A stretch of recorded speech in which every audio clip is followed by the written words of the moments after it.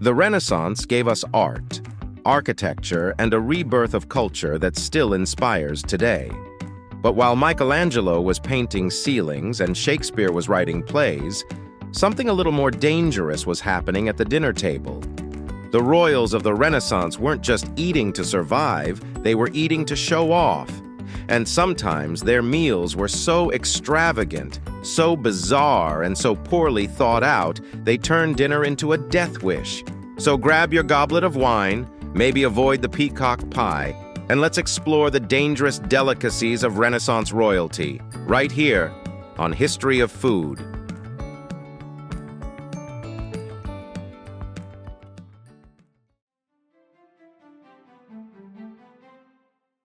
For kings, queens, and noble families, food was more than just sustenance. It was a statement. The Renaissance was an age of spectacle, and your dinner plate was basically your Instagram feed. If you were a peasant, you were eating bread, porridge, maybe some cabbage if you were lucky.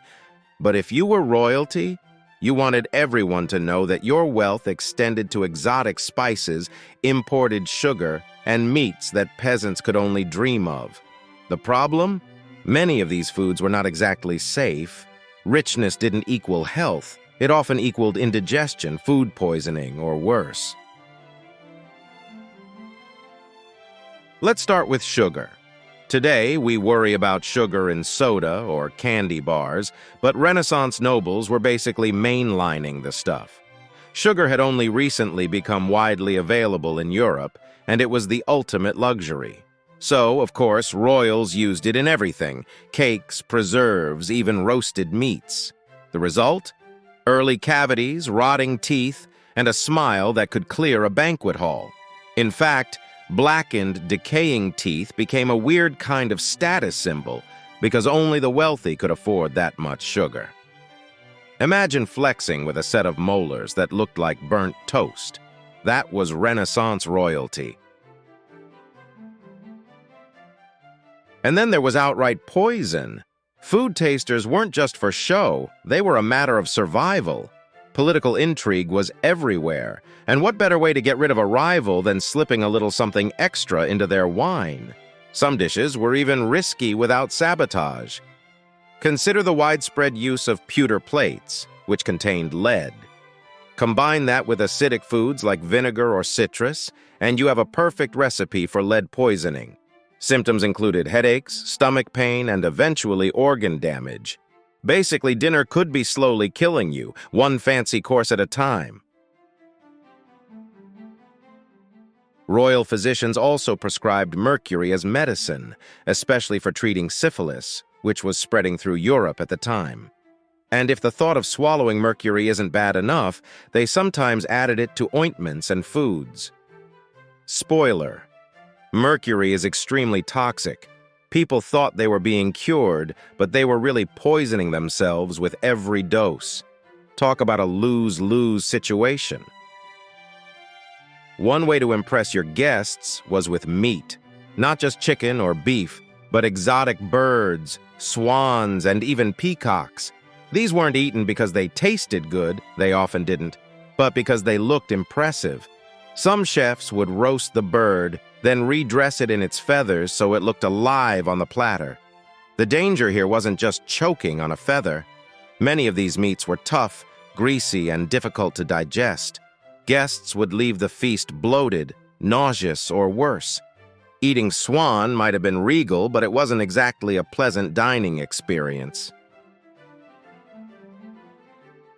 Food wasn't the only danger. Utensils were suspect too. Forks were still gaining popularity, and they were often made of metals that reacted with acidic foods. Imagine spearing a tomato with a fork that leaches toxins into your meal. Suddenly, finger food doesn't sound so bad. And let's not forget the goblets. Drinking vessels were sometimes made with pewter or glazed ceramics containing lead. If the wine didn't get you tipsy, the cup might get you woozy. Feasts were the Renaissance version of a flex, with multiple courses and hundreds of dishes. But overeating was itself a problem. Indigestion and gout, known then as the disease of kings, were rampant among the wealthy. When you're feasting on red meat, sugar, and wine every day, your body eventually throws in the towel. In fact, gout was seen almost as a badge of honor, proof that you were wealthy enough to indulge. Today, we'd just call it poor diet, but back then it was basically aristocratic street cred.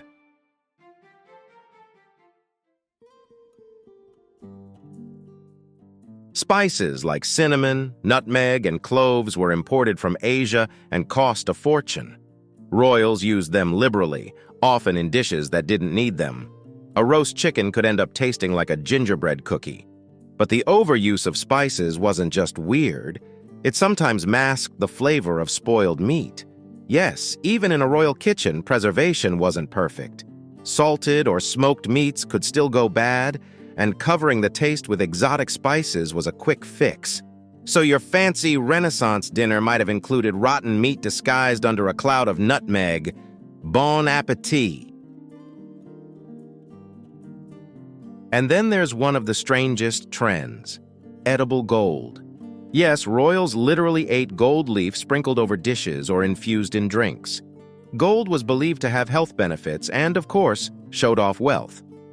The irony: gold has zero nutritional value, and while it's not toxic in small amounts, eating it daily is a great way to waste money and possibly irritate your digestive system. Imagine your doctor today prescribing 2 sheets of gold leaf twice daily with meals. To the outside world, Renaissance banquets looked perfect. Lavish tables, colorful dishes, elaborate presentations. But behind the glamour, it was a health nightmare. Food safety was primitive, ingredients were questionable, and the obsession with extravagance often outweighed common sense. In a way, the dining habits of Renaissance royalty were as dangerous as their politics.